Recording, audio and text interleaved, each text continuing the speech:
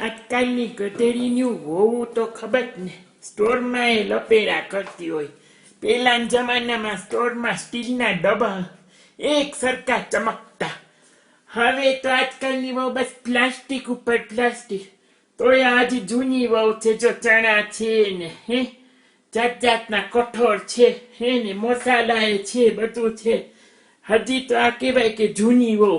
પણ આજકાલની જે મોડર્ન વહુ છે ને, બસ આમાં રે ગધેડીના પાસ્તા પીઝા બધા ઓલા પાસ્તાના ડબ્બા ફલાણા ડબ્બા નૂડલ્સના કામ પતાવે.